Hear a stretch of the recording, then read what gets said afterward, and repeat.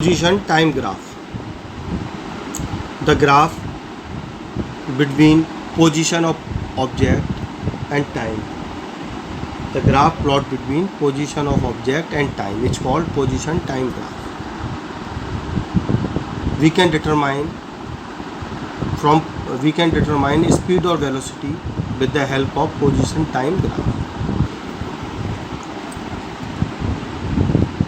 We can determine speed and velocity from position time graph or displacement time graph. Both are same. Position time graph को displacement time graph भी कह सकते हैं. हम इस displacement time graph या position time graph की help से स्पीड या वेलोसिटी फाइंड कर सकते हैं. कैसे?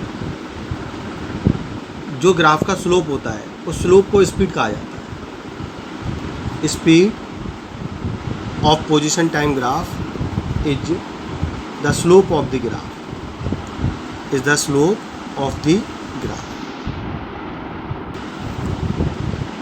Speed v equal slope of graph. ये ग्राफ है आपके पास. इसका जो स्लोप होगा, स्लोप का मतलब tan theta. Theta is the angle between graph and x axis. तो v क्या होगा? स्लोप ऑफ ग्राफ यानी कि tan थीटा. इस tan थीटा की जिसे आप यहाँ से अगर इस ट्राइंगल को आप कंसीडर करें, ये ट्राइंगल, तो इस ट्राइंगल में tan थीटा होगा perpendicular upon base. Perpendicular upon base. ये परपेंडिकुलर होगा इस S1 माइनस 0 के ऊपर, क्योंकि ये लाइन है जो परपेंडिकुलर की, ये 0 से S1 तक है. तो ये होगा यहाँ से यहाँ तक है, 0 से S1 तक, यानी S1 माइनस 0, तो ये लिखा हुआ है. और बेस होगा यहाँ से यहाँ तक, यानी कि 0 से T1 तक. तो बेस को लिख सकते हैं T1 माइनस 0, जो ये लिखा हुआ है. तो जो आप स्लोप लिखेंगे v equal tan theta, you can write S1 minus 0 upon T1 minus 0, क्योंकि S1 माइनस 0 ही ये वाली लाइन है जो परपेंडिकुलर है. इस वाले ट्राइंगल से भी निकाल सकते हैं.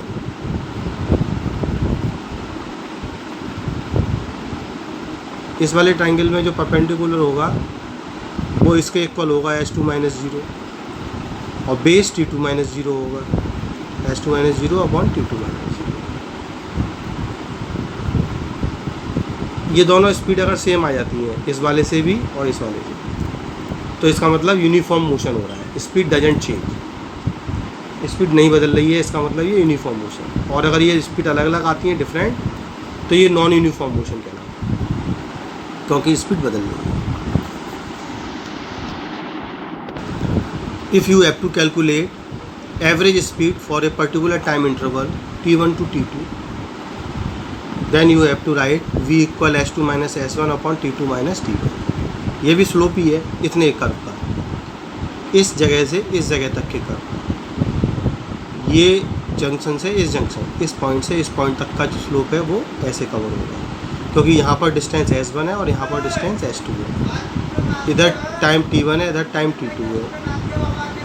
S2 minus S1 upon T2 minus T1. S2 minus S1 upon T2 minus T1. ये इस जगह का, इतने पार्ट का स्लोप होगा. कई बार आपको क्वेश्चन में कर्व ऐसा मिलेगा जो कि नॉन यूनिफॉर्म मोशन का होगा. कहीं स्पीड ज़्यादा है, कहीं स्पीड कम है. सपोज कीजिए आप कार से कहीं जा रहे हैं, तो प्रैक्टिकली कहीं आपकी स्पीड बढ़ जाएगी, कहीं आपकी स्पीड कम हो जाएगी. आप यूनिफॉर्म मोशन नहीं कर सकते. तो जो ग्राफ आएगा उसका अलग अलग स्लोप होगा अलग अलग जगह पर.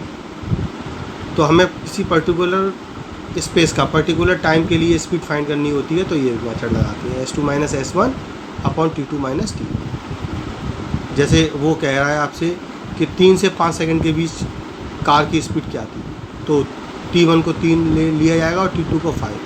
फिर इस मेथड से हम कैलकुलेट कर लेंगे. कुल मिला के जानने वाली बात यह है कि slope of displacement time curve या position time curve is known as speed और वेलोसिटी.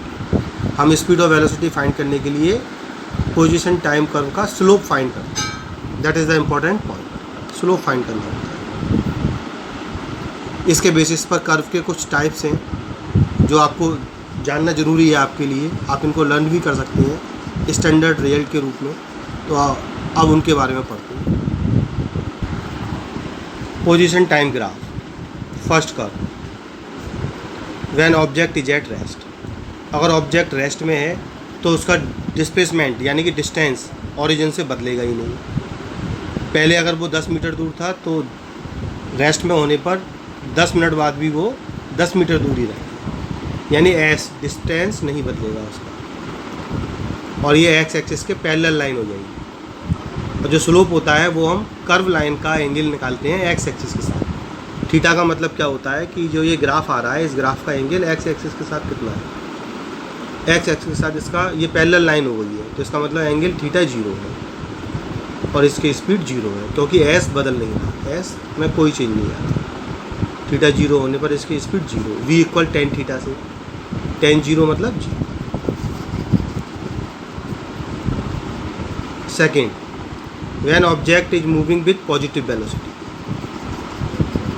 ये ग्राफ ऐसे जा रहा है और हर जगह आप इस पर कहीं भी आप कैलकुलेट करेंगे इस ग्राफ पर स्लोप तो हर जगह एक कांस्टेंट स्लोप निकलेगा, यानी थीटा कांस्टेंट है, तो यहाँ पर स्पीड भी कांस्टेंट होगी, यानी कि पार्टिकल कांस्टेंट स्पीड से मोशन कर रहा है। Third, when object is moving with negative velocity. Negative velocity कैसे आएगी? अब ये जो ग्राफ है एक्स एक्सिस के साथ जो एंगल थीटा बना रहा है ये मोर देन 90 हो गया। थीटा अगर मोर देन 90 होता है तो इसको नेगेटिव स्लोप बोला जाता है, v is negative and constant. Constant इसलिए क्योंकि अगर हम कहीं भी इसका स्लोप देखें तो एक जैसा आ रहा है, हर जगह थीटा सेम है, तो ये कांस्टेंट ग्राफ है।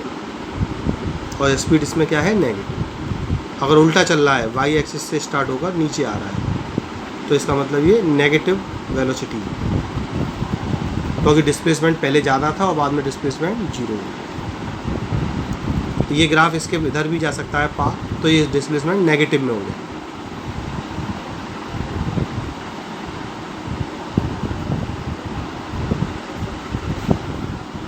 इस कर्व में कर्व ऊपर की तरफ उठता चला जाता है, तो इस पर अगर आप कहीं भी थीटा निकालेंगे ऐसे दो लाइन ड्रॉ करके, तो आप देखेंगे कि ये थीटा इंक्रीज हो रहा है, और थीटा इंक्रीज होने का मतलब स्पीड भी इंक्रीज हो रही है। अगर ग्राफ ऐसे ऊपर की ओर उठता जाए दैट मीन्स थीटा इंक्रीज हो रहा है और स्पीड भी इंक्रीज हो रही है। और अगर ग्राफ ऐसे नीचे की तरफ झुकता चला जाए तो थीटा डिक्रीज होगा और वी डिक्रीज होगा, क्योंकि ऐसे करने पर जब लाइन पैल ऐसे करके वर्टिकल हो जाएगी तो थीटा 90 हो जाएगा, और ऐसे करने पर जब लाइन ऐसे हॉरिजॉन्टल हो जाएगी तो थीटा 0 हो जाएगा। इसका मतलब यहाँ थीटा डिक्रीज हो रहा है तो स्पीड भी डिक्रीज हो रही है, और यहाँ थीटा इंक्रीज हो रहा है तो स्पीड भी इंक्रीज हो रही है। तो ये मेन पोजीशन टाइम कर्व थे जो आपको पढ़ लेने थे आपके लिए, इनको लर्न कर लेना, इनके स्टैंडर्ड रिजल्ट जो आगे काम आएंगे क्वेश्चन सॉल्व करने।